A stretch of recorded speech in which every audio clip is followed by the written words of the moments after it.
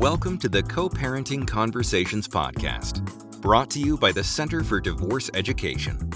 With renowned psychologist Dr. Donald Gordon, we will delve into the complex world of co-parenting during and after divorce and separation. Join us as we explore some of the emotional, legal, and practical aspects of parental breakups, helping you navigate this transformative journey with wisdom and guidance. Whether you're currently going through a divorce, contemplating separation, or supporting a loved one in their journey, the Center for Divorce Education is here to empower you with knowledge and offer you a roadmap towards a brighter future. The information presented in this podcast is intended for educational purposes only. The presentation of this material is not intended to constitute mental health therapy or to diagnose mental health disorders. The presentation of this material is not intended to constitute legal advice. Participants are encouraged to discuss specific legal questions with a licensed attorney of their choice. Welcome back to the Co-Parenting Conversations podcast by the Center for Divorce Education. I'm your host, Jamie. And today we're talking about one of the most emotionally charged and often misunderstood journeys, single parenting after a separation or divorce. So today's episode is inspired by the Center for Divorce Education's powerful resource, the What About the Children workbook.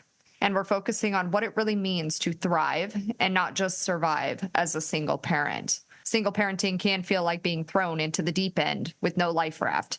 But hopefully this episode can help guide you through the waters. I've got my co-host Chelsea with me again and Dr. Don.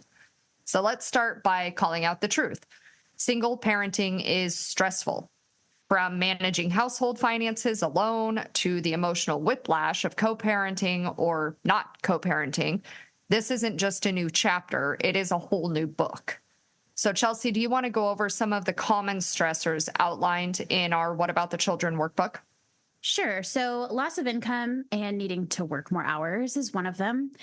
Lack of time with your children or for yourself. Feeling like you're playing the role of both mom and dad. That can be really stressful. Mm-hmm. Inconsistent discipline between two homes. And also fewer social supports.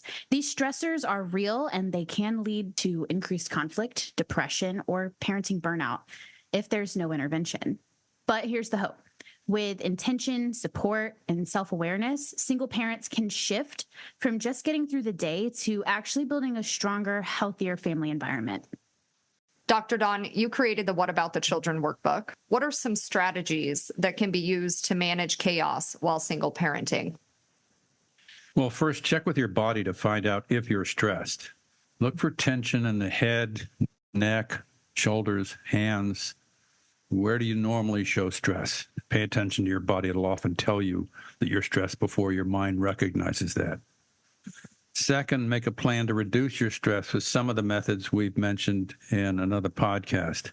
It doesn't take long, and making a habit of going to the short methods that work best for you will help you overall.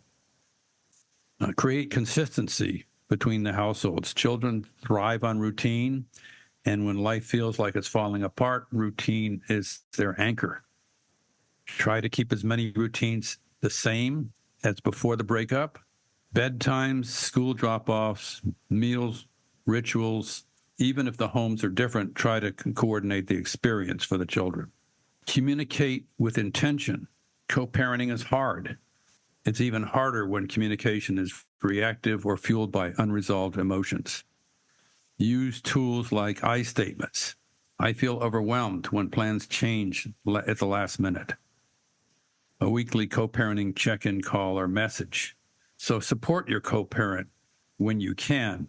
Think about things that you're grateful for that the co-parent does and express that. Each of you needs support from the other one, and that can make you feel like you're not alone. Communication apps to document and schedule responsibilities like Our Family Wizard or Talking Parents. The Children in Between course and Parenting Wisely platform are excellent resources for sharpening these skills. Well, keeping routines similar and communicating effectively are important for getting through the single parenting obstacles, obviously. The What About the Children workbook emphasizes your emotional health is not optional. You want to explain this further? Well, the stresses of being a single parent are real. They can lead to depression or anger, which in turn has serious effects on children.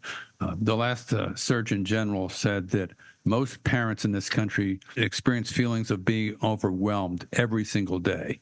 So you can't pour from an empty cup, and that means you taking parenting classes or counseling can help with this, asking for help, not just from friends, for professionals, setting boundaries with toxic influences, including co-parents, relatives, or even your own inner critic.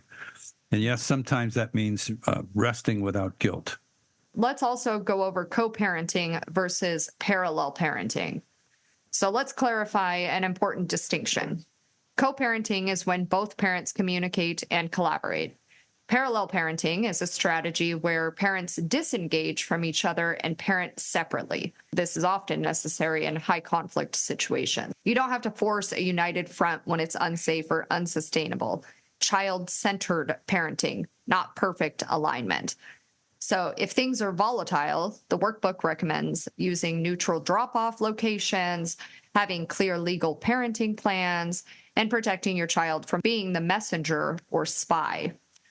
The workbook also outlines that you're not alone and to build a tribe. Chelsea, do you want to explain this a little more? Whether it's family members, teachers, and coaches, faith community, support groups, whatever it is, you need people who remind you that your identity is not exhausted parent barely holding it together. You're strong, you're intentional, and you're not meant to do this alone.